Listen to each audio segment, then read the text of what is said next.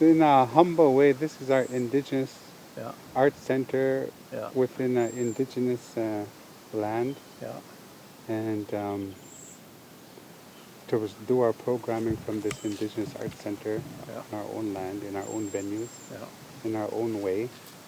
So this is the beginnings of it, and the tripod is central to Hmm. this location and also our ideas. Uh-huh. So So, my name is Gerald McMaster.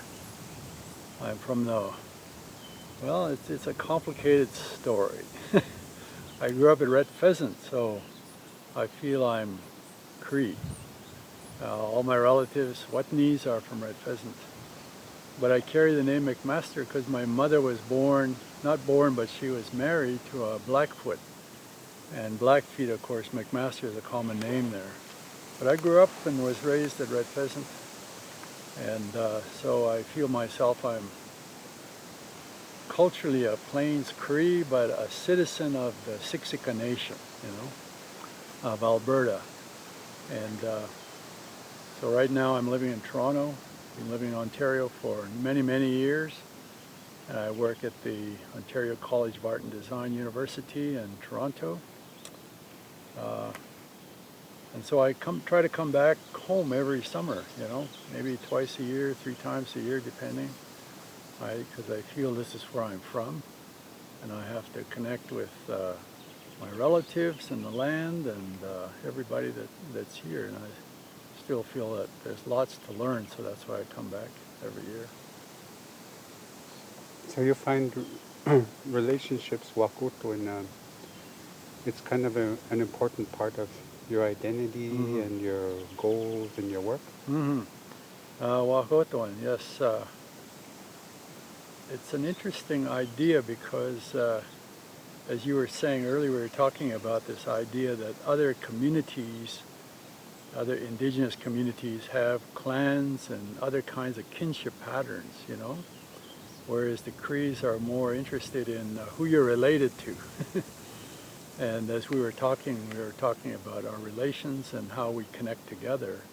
And that probably goes back to, where our bands used to break up in winter time and then come back together in the summer, in the springtime, and we kind of find out who our relatives are because, you go out and then you come back together. It's just constant going out and coming back together.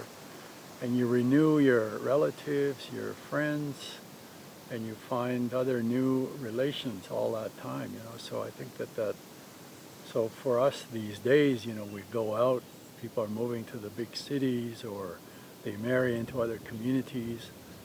And so, and one of the things that I was thinking about, because I've written about this in the past, the negative sides of reserves, because everybody has this negative view of reserves.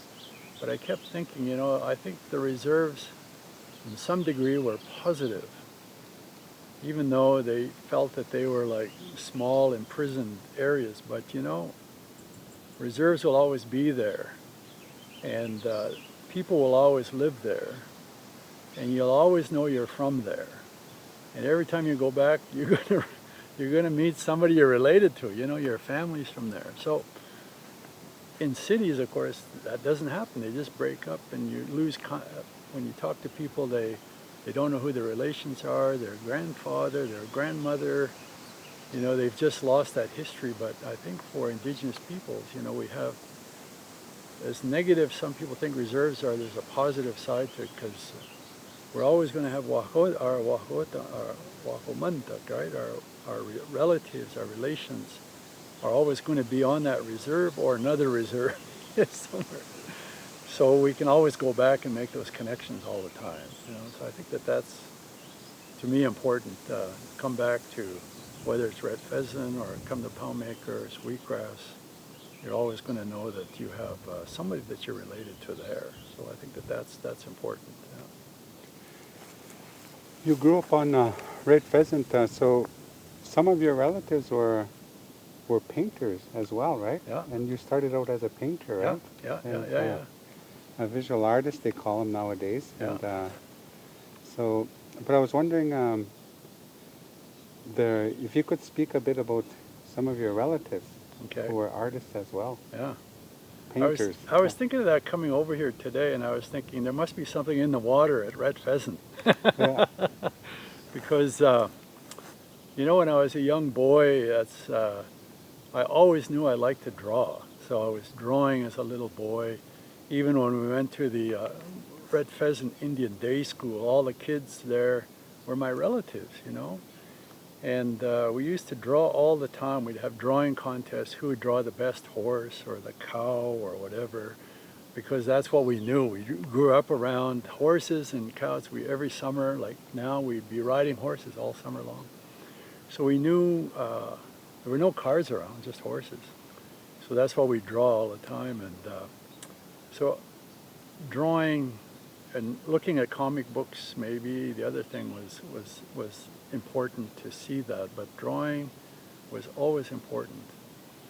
And so eventually we moved into the city, into the town of Battleford. And I remember Alan Sapp, who used to come and visit us. Alan Sapp is one of our relatives too. He is a Sunyas, and we're related to Sunyases. And he would come, and I remember he'd be sitting there, and I knew he was an artist, and I'd say, Alan, can you draw me a picture? And he'd go, yeah, I'll draw you something. And I said, draw a bucking horse, and he'd be drawing away. And I just marveled at his skill, you know. I thought, oh boy, I wish I could be like that, you know. And he was drawing, and I remember in those days he was painting, but he was painting images of mountains and things you just never see. And I kept wondering, why would he do that? You know, they were more like, probably he was inspired by calendars and things he saw in magazines and books. And you know, until one day and I know this from reading about his story, is that he ran into this guy named Dr. Goner, who was a medical doctor, and he represented Alan for a number of years. And he told Alan, why don't you paint something that you know? You know, you know, you don't know mountains, there's none around Saskatchewan or anything like that. Paint what you know. And so that's what we know Alan from, right? That's what we know, his stories of Red Pheasant during the 40s and the 50s when he was growing up. There's paintings of his grandmother doing all sorts of things. Old Mrs. Sunyas, we used to call her. You know, she's sitting there drawing meat, you know, drying meat smoking meat and drying meat. She's doing she's sewing stuff. He's got paintings of people singing hand drums, you know, just sitting there quietly singing.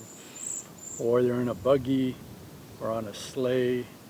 There are no cars, always, it's just a way of life, you know. And so that's what I remember, and he remembered that, and that's what he was painting. And then there was, and then another guy named Noel Whitney was a painter. Noel's one of my uncles, once removed. And he lived in Winnipeg for many years. I remember going to visit him one time, and his job was, and that's what he found a way to make money, was to do people's portraits. And so he used to get he had a job or a little booth set up at the Hudson Bay Company in Winnipeg, and he used to set up and draw portraits of people that come by. And then when nobody came by, he'd draw little girls or boys, little Indian heads with big eyes, and that sold. You know, that was his money-making opportunity, so he would do that. But he never became famous, but I just remember him making a living that way, you know. And then another man I remember, a lot of people also remember, is Henry Beaudry.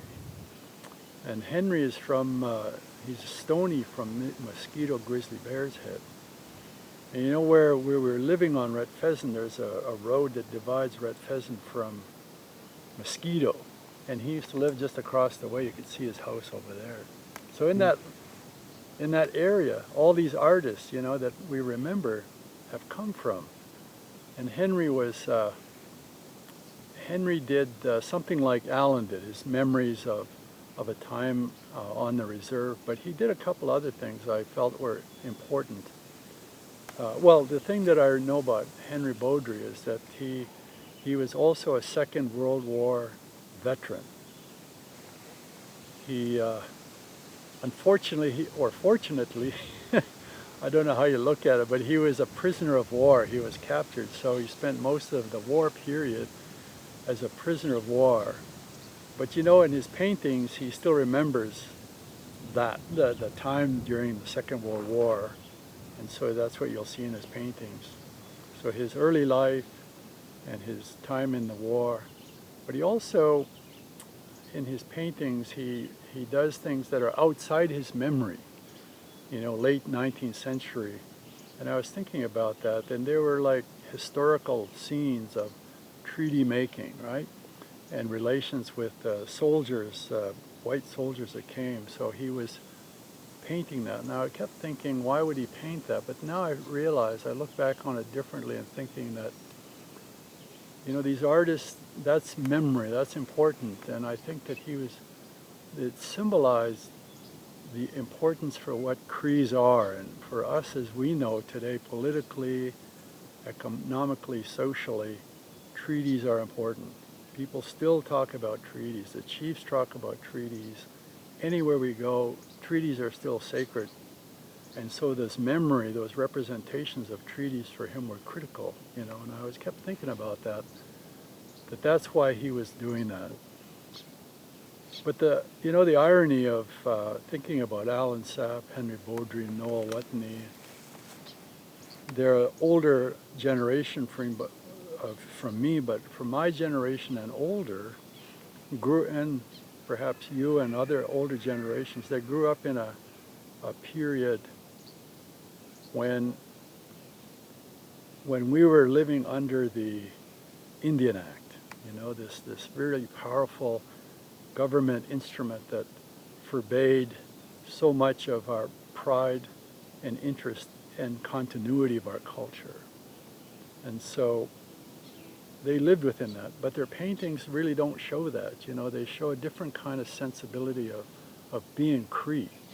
And but if you look beneath that, then you realize the conditions under which they lived and worked and try to practice almost in secret being Cree, you know. And I look at that and think that it was a sad period, the conditions in which our people lived in, but yet at the same time I think they really tried and struggled to maintain the language and even some of the religious practices. All that was done quietly, you know, away from the Indian affairs agents and other people, you know, and I think that was still practiced. So I think that to me was, when you look back at their paintings, that's what we should look for, you know. Yeah, they're dancing, they're doing all sorts of things, but it was under the conditions of life that I think they struggled, and I think that was important for them. Because those early artists, they weren't receiving any government grants, as far as I understand, No. and they were just using their art as an expression, and some to make a living, like your relatives Noel and Alan. And the other thing I was going to mention was those historical paintings that Beaudry did. There, it's almost like he started to experiment with color. There, right? They're very colorful. Very colorful, yeah. In his later phases of his painting, his last phase was colors of the sky, right, and the ground. It's almost like he found what he was looking for, or something. His last phase, his colorful phase. Whereas Alan's are pretty dark. Yeah. They're muted, right? They're Yeah. not many colors, but Alan painted in a way that I don't know, if you look at his paintings, you look around here and it's exactly what it's like. Yeah. You know, the bush, and then the snow, the animals, you know. His had a different sense of color, you know. It's almost like he resembles like Japanese paintings, where just a few strokes of black catches that shape. Yeah. Like how he painted trees was he would paint a forest with many strokes of black. Yeah. And he would paint a forest in the winter on a white landscape. Yeah. I always thought when I would look at them closely, You know, I think that I remember visiting him once, and I went to his studio. I said, "Can I see your studio?" And he said, "Sure." So he took me in there, and he had a chair like this, and then his easel was here, Yeah. and then he had a stack of canvases just lying there. So he'd paint and then put it away and pick it up and tack one on. And so that repetitiveness, that's why I think he just got better and better, right? Yeah. And he'd simplify things. And I just think that's why when you're saying he did it so often and so repetitively that he got so good at it, you know. Yeah. And then because I thought there was just a pile of canvases like that, and he just kept putting that aside. Oh yes. Yeah, hundreds of paintings. I was wanting to ask too of this was Little squirrels. waiting, and then but along with that was it obviously had an influence or inspiration for you, and in much the same way because we kind of grew up in a pre-technological time where there was youth would spend their time drawing to having little contests or else listening to people telling stories. We heard a lot of stories. And Yeah. Would you say those early painters somehow gave you that confidence for you to take up your art? I think so. I think that, you know, when I saw Alan, anyhow, particularly Alan, because the other ones I only knew when I got older. You know, Yeah. Alan when I was young, and I think that was important. But, you know, when I was young, and then we were told we had to no longer go to school at Red Pheasant, but transfer to North Battleford. And so we went to school in Battleford, and there, you know, you met a lot of other young white boys and girls, and you would encounter some prejudice, some racism. And I felt that, you know, you were made to feel less than. But, you know, we struggled. We just worked hard at it. And we had to be just as good as them. We had to be as good in sports or in academics or what have you. And the one thing that I remember was I was still good in art, and all the kids and the teachers would say, "Gerald, he's such a good artist, you know." So what some of the teachers said, you should take some art lessons. And they said, "We know this this Catholic priest, his name is Father Jourdain." And they said, he teaches art. So we'll set you up with him. And I said, okay. So I met with Father Jourdain, and he once a week he'd come and pick me up at school, because the school I went to was not a Catholic school, so he'd travel across town and come to my school, pick me up. And then we'd go to North Battleford, and I'd train for an hour. And one time, so I did this for the longest time. And I remember one time, it was the day I kind of forgot he was going to be there. So there was a knock at the door. We were sitting in class like this, you know, and the teacher was talking, and there was a knock at the door, and one of the, you know, they usually appoint a student to answer the door. So young girl goes, answers the door, and then she comes back.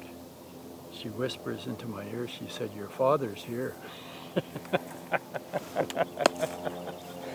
What's the shock to you, eh? I said, "My father? I don't have a father." 'Cause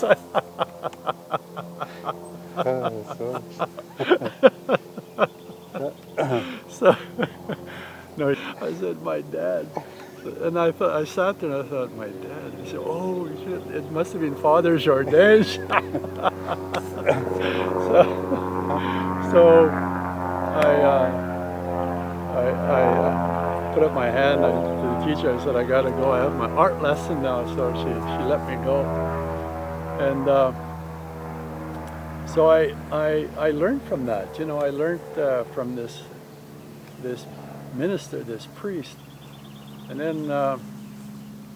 And then I got bored because he would just teach us how to paint landscapes like elevators and power poles and still lifes, and I thought that was pretty boring. So, and I remember I cut a few classes, I just didn't go. So one day I was walking home somewhere and this car comes to a screeching halt right in front of me, and here it's Father Jourdain. He gets out of the car and he comes up like this. He's really upset at me. He says, "Where have you been?" I put my head down. He said, "You're supposed to be at classes." He said, "I want to make you an artist. You're really that good." And so I thought about it, and I thought, okay, I'll come. And I remember that him saying that because Yeah. it stuck with me, and I thought, oh, he must think I'm okay. So I went to art school. I went to learn from him more, Yeah. and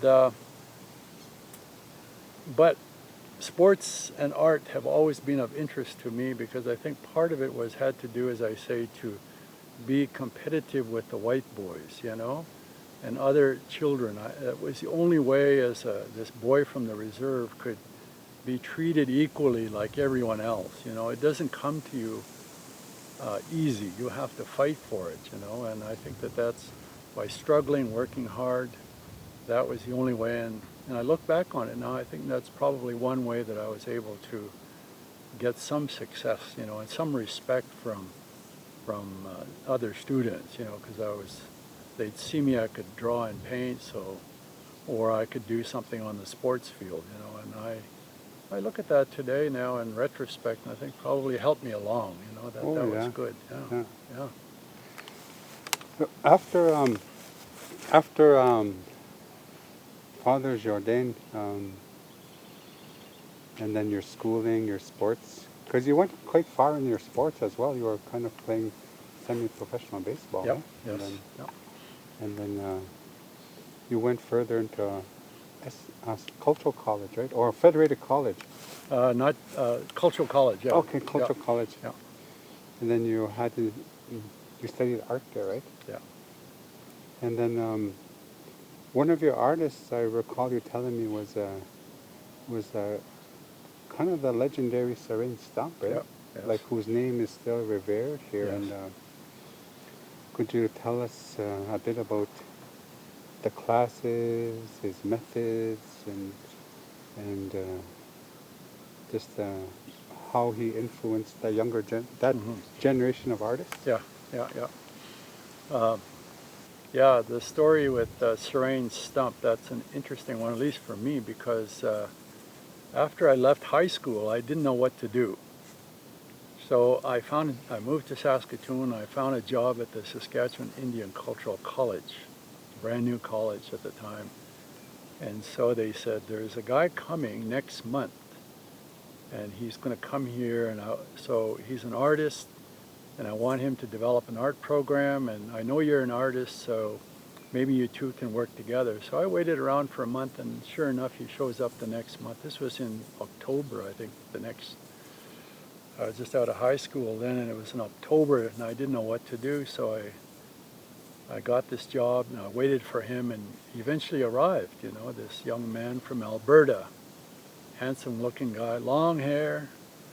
I soon found out he was an artist, he was a musician, he was an actor, he was a writer, he was all sorts of things, and so, but I never knew anything about him, his history, his life. I only knew he came from Alberta.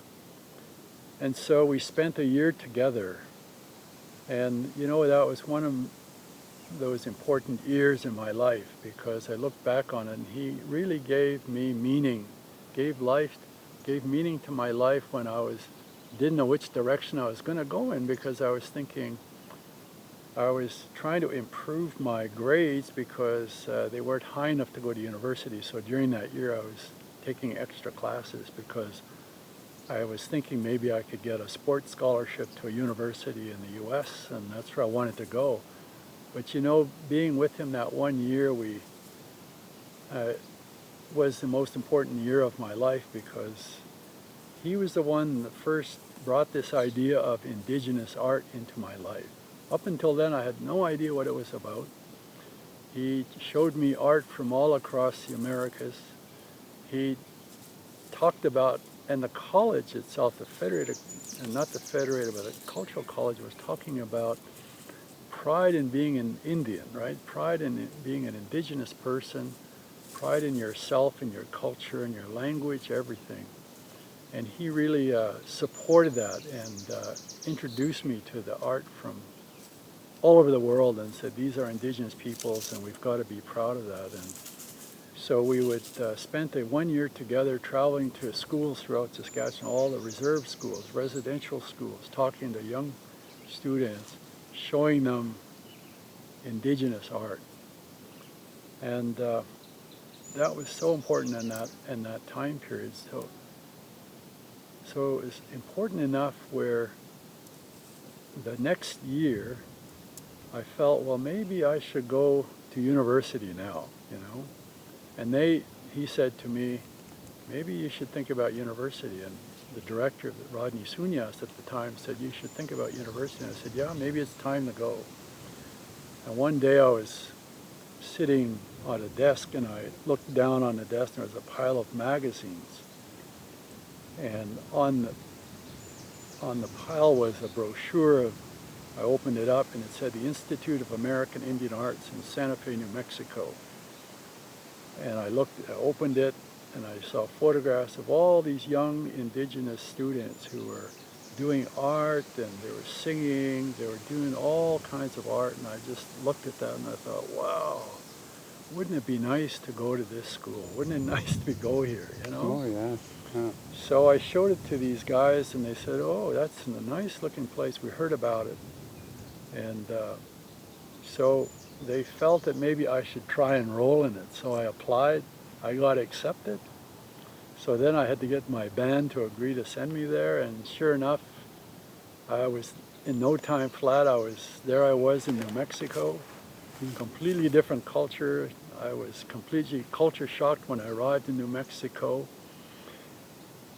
And why I went there, I think, was because I was so inspired by what Seraine had taught me about art and indigenous identity, that here I saw all these young indigenous students from all across the United States, different tribes, doing art and coming to school and just being together. This was the early 70s, and I felt that that was such a critical period of my life and for all young indigenous peoples, because Wounded Knee had just happened too, right? That brought people together. Wounded Knee in 1973. So not only were emotions really, really high, but I think indigenous identity was also really, really high too amongst young people. So being at school there for the 2 years I was there, was so critical. So I went to school there, and I still corresponded with Seraine because he was still back in Saskatoon. And while I was away, he slowly developed this art program. And at this art program, you had young students come there, young students like Edward Patra, who became an important Indigenous Canadian artist. You had Harry Lafond, who was there, who became important for treaty rights. Although Harry was not a student, he was more an instructor.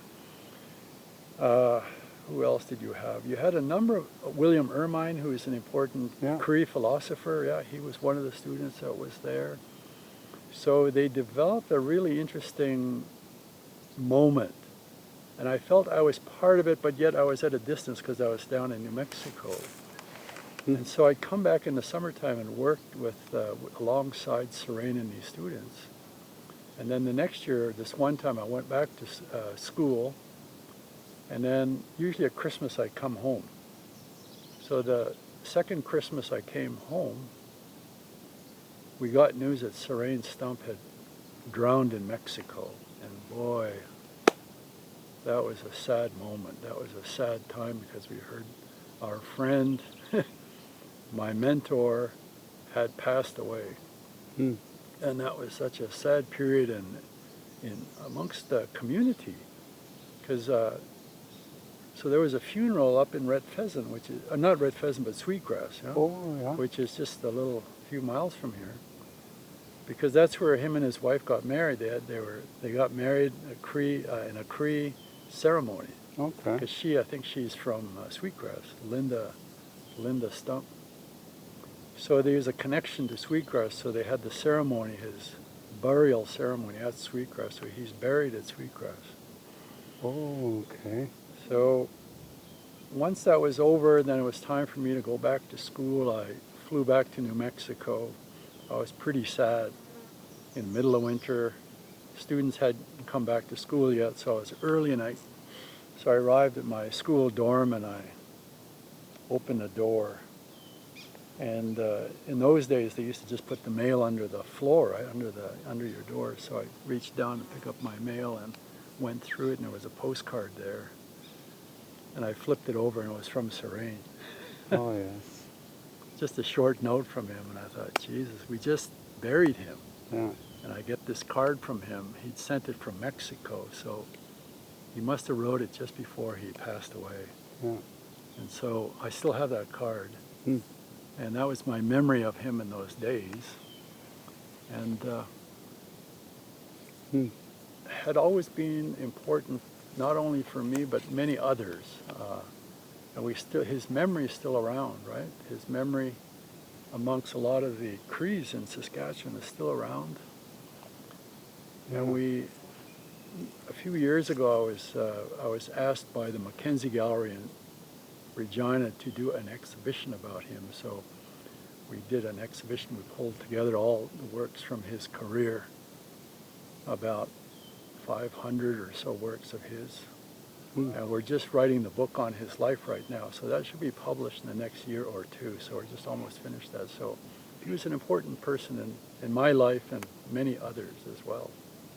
I remember talking with Edward Patra, and he was saying when he was a student, Serene used to take him on nature walks as part of the class. Yeah. They would pick up a stick, a rock, a bit of sage, anything they could find that was of interest to them, and they would make compositions, like installations. I thought that was an interesting method, like to teach artists right in the land and from the land and connect them back to the land. Yeah. I thought I think he was ahead of his time, yeah. because now we what do we call it now? We call it land-based learning or land-based education. Yeah. Yeah. And he was teaching that. Yeah. Yeah. He was thinking about the land. You know, another thing about the land that he taught me. In those days, how identity was important. That's what he instilled in us, identity. And people were trying to define, what's an Indian? You know, how do you define Indigenous identity? Of course, we all knew what Indian Affairs defined an Indian as, but even then, that didn't mean anything to us. You know, it was a legal definition, but it didn't mean anything. And so people were trying to define what's an Indian, what's Indigenous. So one time he was asked, Serene, what do you think an Indian is? And he said, to me, an Indian is a person who has roots 6 feet into the ground, into the earth.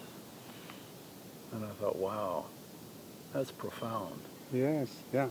And I thought about it, you know, and I think about it these days, and I was thinking, you know, it talks not just of history, that our roots are here since time immemorial, that we've been here such a long time, but it's probably even further into the earth than that, you know, but at least it's that far that Europeans, you know, they're only a couple inches into the earth, whereas Indians were far into the, you know? They're what the treaties say, they're like a shovel or a plow length. Yeah. Oh, that's how much. And I was thinking about that too, and I was thinking, it also means that being Indigenous or Indian is the profound relationship we have with the land, our language, our the way of life, our spirituality, our relations, our wahumantak, our relations with everybody is so far into the earth that that's what it means that to define an Indian is to have your roots so far into the ground. And I think that that's, to me, was so profound in what he said, and I was thinking about that, and that's what it means, That was really important. It seems with that statement that Seren had about an Indian has his roots 6 feet into the ground. So as a philosophical statement, he was able to also articulate it in a method by creating exercises and teaching systems based on that philosophy, it seems. Yes. Yeah. And he invited Indian artists across Canada to come and talk to the students about not what people used to call traditional techniques, or they're not just paintings like Alan or Henry would do, but in a different way, using natural materials, Okay. whether it was porcupine quills or even tanning hides, Oh, grasses, to make dyes, plants, flowers to make dyes, to use cedar to sculpt masks. He'd bring in artists from the West Coast. So he was bringing people like that, who were already settled in their ways about their traditional ways of doing art. And so I said, I think he was way ahead of his time, and I think that's where Edward was an artist who really understood that. Because when you look at his stuff, it's so much about earth, Yeah. and animals and bone and, just fiber, Yeah. It's not about artificial properties of products that are made by artificial means, but it's all natural material. And I think that that's what Edward probably picked up from Seren, and I think that was the impact he had on us. Well, there's a lot of squirrels around here. Oh, yes. They come for a visit.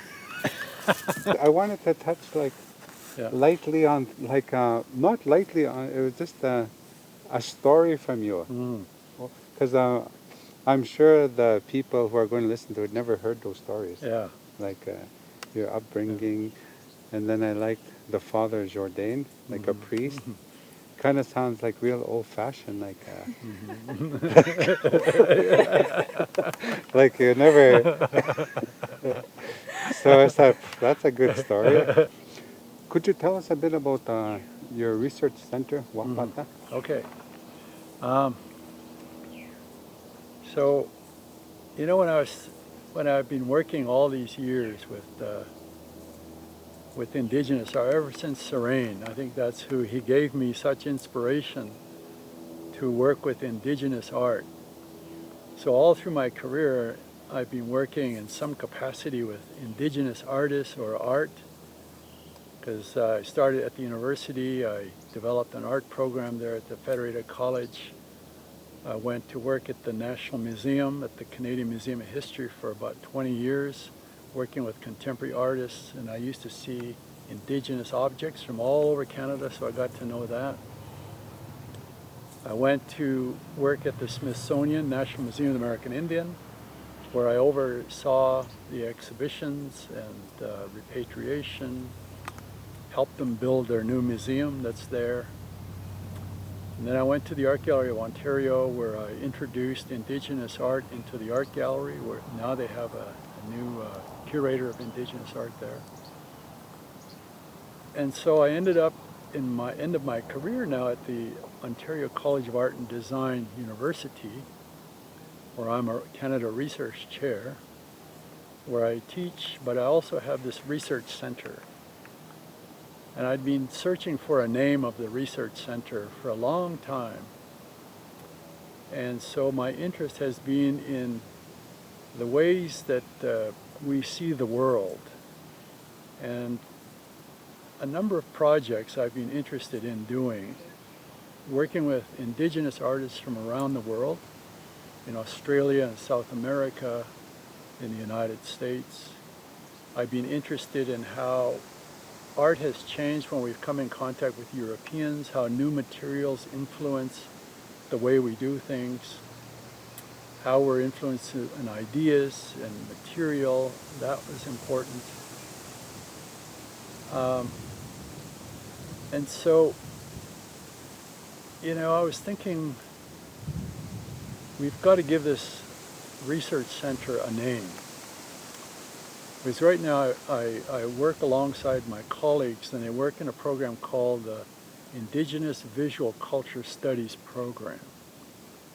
And I was thinking about this, about indigenous visual culture, and I felt that when we in the Western world, visual culture is more about popular culture, like stereotypes, what's in the popular culture, and that's not what I was interested in. So that's when I approached you. My niece here, Floyd, and I said, I'm looking for a name for the research center, something that talks about the ways of seeing, indigenous ways of seeing. And that's when I think you said you were consulting with our other friend Eric DeTusis, and eventually you came back with this word, Kanawapatamuan, right? The condition and way of seeing the world. And the more I thought about that, and I thought, that was such an important concept, and at first I couldn't quite wrap my head around it, but the more I thought about it, because I looked up I went online and to see if it's visual knowledge in anywhere, and I couldn't find it, and I was almost too scared to use that term because I know that people would start to criticize, using a term that's not used. Nobody's defined it yet, But visual culture is out there, and the more I thought about it, and I thought, no, let's stick with it, visual knowledge. And the more I thought about it, and I said, culture is not even a word in Cree or in any indigenous language, but knowledge is an idea, right? Visual knowledge is an idea that's contained within our culture and our language and the way we see the world, because it is a way of knowing. Knowledge is a word. Knowledge is a concept in Cree. And so the more I thought about this term, Kanawapatamuan, it started to make sense. I started to think about it more and articulate it more and said, there is a way that indigenous people see the world, and we conceptualize it through language, through the way, our way of life, how we see the world, how we perceive the world, and we give it language, we give it concepts, And so this is where you guys helped me a lot. And so I presented this to the university, I explained the concept, the basis for that, and people kept thinking, that makes sense. That really makes sense. And so we gave it the short form of Wapata. Wapata Center for Indigenous Visual Knowledge. And so now that when I'm writing essays or when I need to write something about what we present to the world, and that's why I frequently come to you and say, Floyd, or I go to Eric and I say, can you help me with this term? I need to know more about this term, because I'm thinking that our writing, that our philosophies have to come from an indigenous perspective, our way of seeing. And now when I write about others, I'll go and ask them about their local language, what's these words for this idea, And I look at that and I realize, I think that's, after all these years I've been working in the field of indigenous art, it's almost 50 years now, that might be a contribution that you've helped me to lay a foundation for, that would come full circle from what Seraine might have been teaching me, and Edward and others, that we didn't have a language then, but now I think we're slowly developing a language and concepts that we can leave for younger people, that they can build a foundation on. And I think for me that was so critical, so important. So I wanted to thank you for helping me, see something important, and to put a definition and a concept to it, you know? Because there, when you asked me those questions, those questions made me think. With Europeans, they have the word worldview in English language, and but I was thinking, well, we don't really term it like that. I was thinking, like to now it was start to think of the word Ganoapato and Wapata, and then. But I was thinking, I took it further. I was thinking, rather than worldview now, I was thinking I would probably say, if I had to say Indigenous worldview, I would say Indigenous connection to creation. Like all the way back. So now that's our worldview. From how we view, it's from the connection to creation. Yeah. What Serene Stump was talking about is how connected you are to the earth. Yeah. And then from there you are viewing, you are looking. Yeah. So then that's what the worldview. Yeah. But I wouldn't call it worldview. I would call it connection to creation. Yeah. So that's where it took my thoughts. Yeah. Because it made me think. I thought about it for a few months, and and now I no longer use the word worldview. Yeah. It's one of those dead phrases from European civilization, along with appropriation and identity. You know, I think, yeah. You know, I think that's where we have to go back to our Indigenous roots, right? In our case, Cree, huh? Yeah.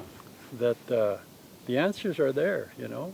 I think it's reviving the language, our understanding, our speakers, you know, to tap into somebody like Eric and others to help us get back to understanding the language, the root, you know, not just the simple translation, but the nuance and the substance of the language, because they'll help us define our position, you know, our situation in life. And I think, you know, we're living on our land, and this is our country.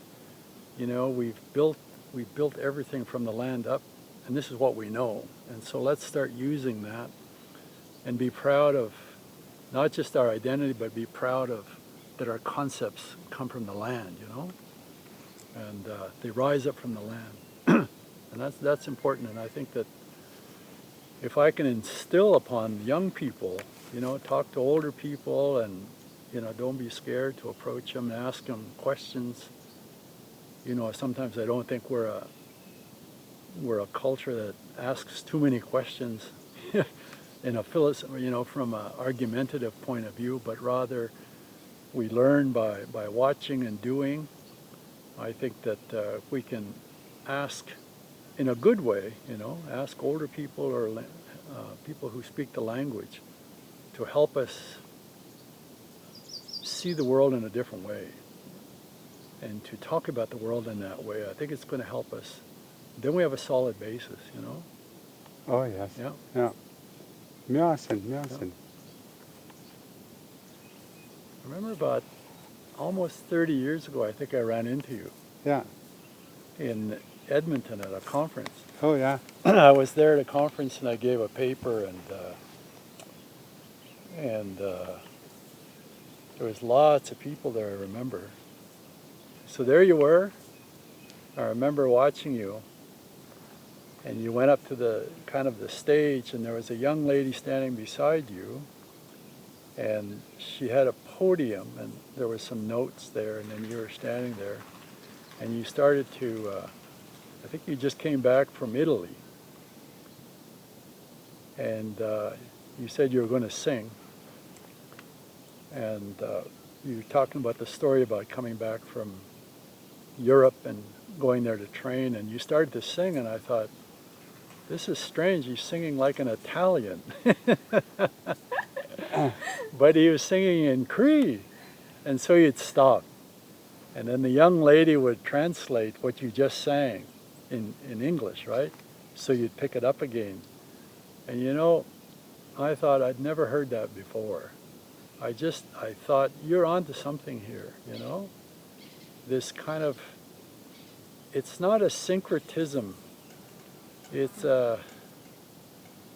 it's kind of that, what they call a contact zone, a meeting point, where you use your culture, but you borrow from another culture, and And creators are always doing it. Artists are always inspired by what they see, from other cultures, and they incorporate it into their own language, their own sphere, without a concern of losing something, You're just building your strength.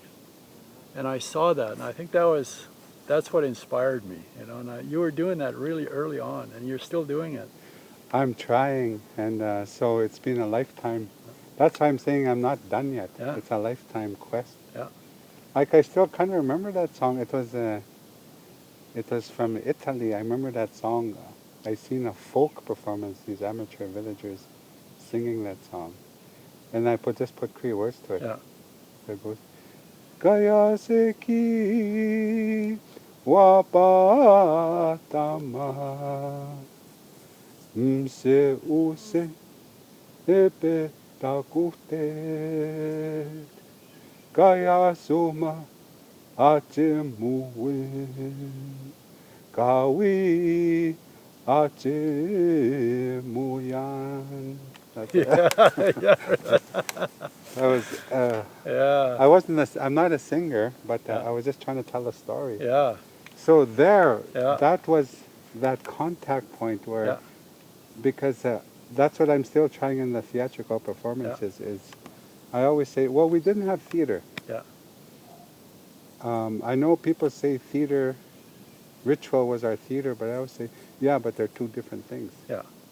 How I know is because I've been involved in ritual Yeah. for the last 20 years as well. Yeah. And I know that's not theater. Yeah.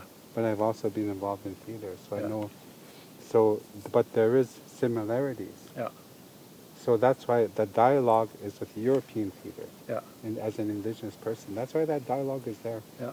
So That's it. I think I've run into artists now who, because some people will criticize some artists. They're saying, "Oh, you're moving too close to something spiritual."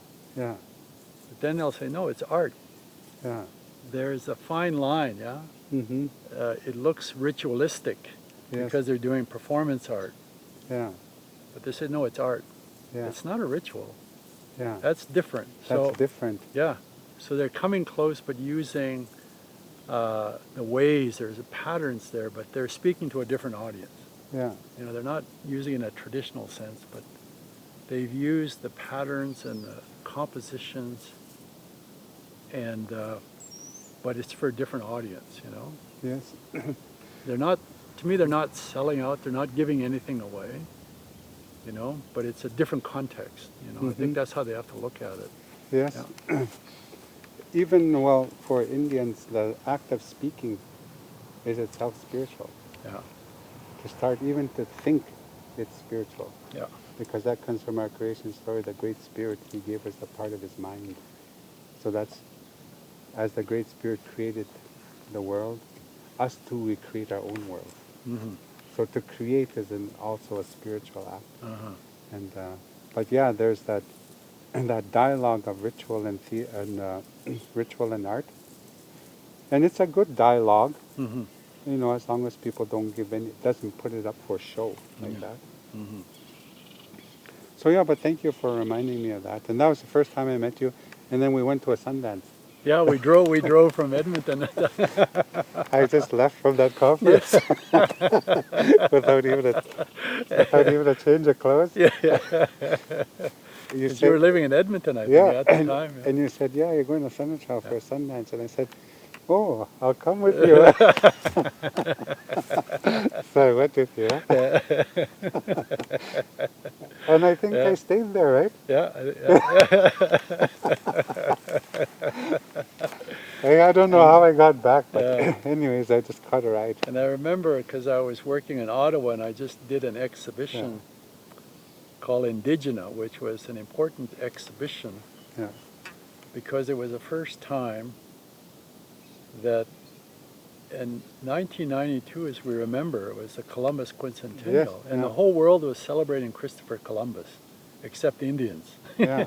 So we had to do an anti-celebration, and up until then, it used to be that the artists were always being spoken for by non-Indigenous people, and I said, that's got to stop. We can speak for ourselves. So I gathered these artists from all across Canada, writers, and we did this big exhibition called Indigenous, and it was the first time it was all Indigenous voice, you know.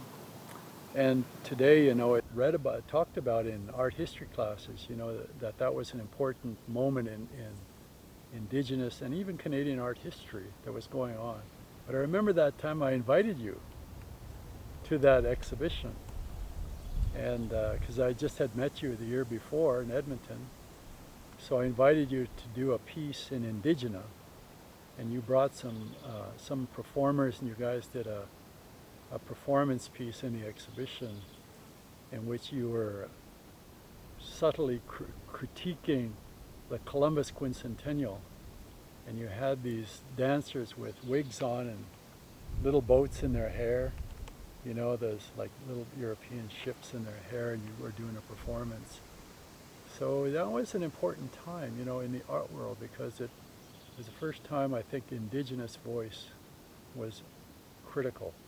Mm-hmm. All Indigenous voice, and that's when I started working with you. So ever since we've been, you know, we've done pretty good together all these years. Yes, and I didn't know I was related to you.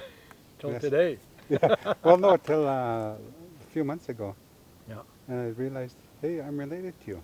Yeah. So again, Wakutwin. Yeah. And because they always say not to address each other by names, Yeah.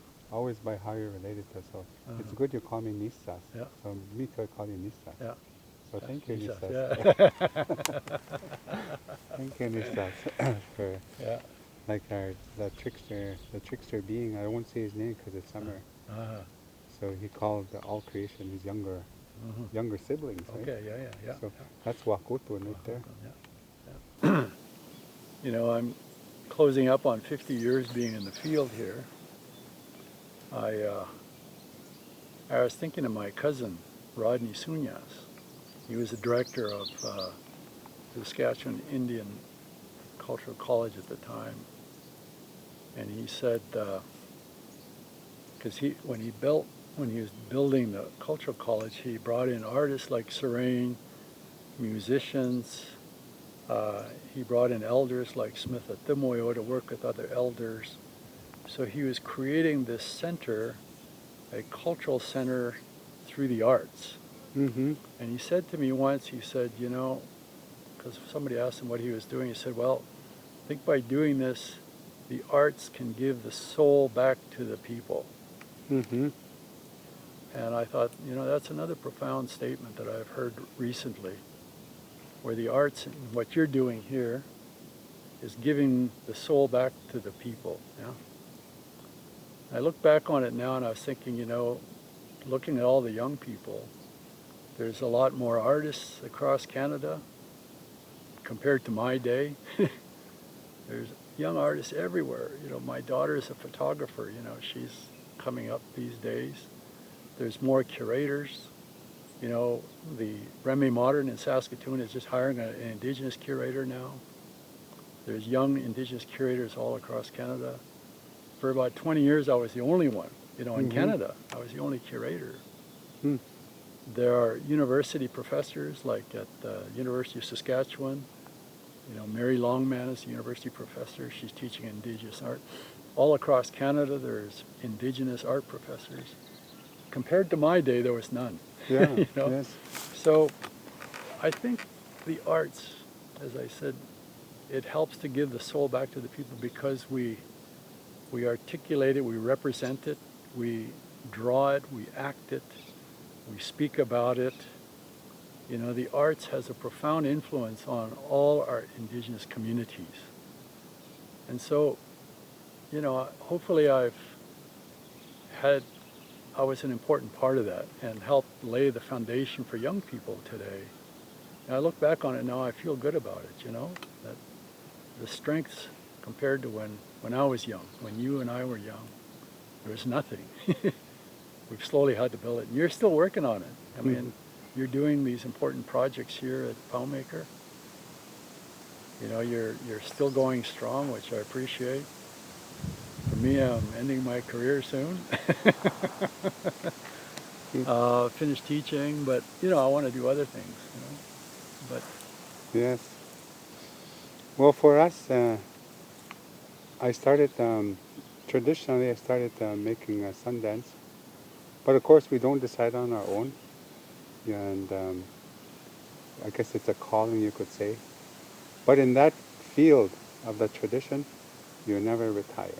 yeah, You keep going, yeah, like till as till it's your time, I guess. And yeah. so that's that relationship to tradition. Many ways rejuvenates my thoughts. Yeah. So in many ways, this new direction we're going here, like your Wapata Institute, Yeah. is also a new direction. Yeah. It's almost like a Yeah. new act. Yeah. Maybe it's not the last act, but Yeah. it's a new act, Yeah. to use theater terms. And Yeah. so also what I'm doing here is a new act. It's a Mm-hmm. new phase, and so which is it's almost like a culmination of thoughts and theories, Mm-hmm. and to talk with other people, thinkers, Mm-hmm. and so yes, so uh, that's the new direction I've been going on, Yeah. and I'm going to give you some songs after. Okay. Thank you. Yes, yeah, thank you.